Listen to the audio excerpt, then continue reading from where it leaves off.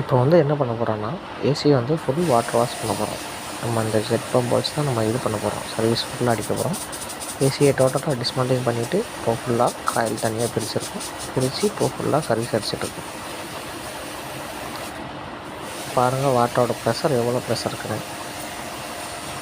இது உங்கள் SR cool AC technician VK. ராமசிங்கபுரம்.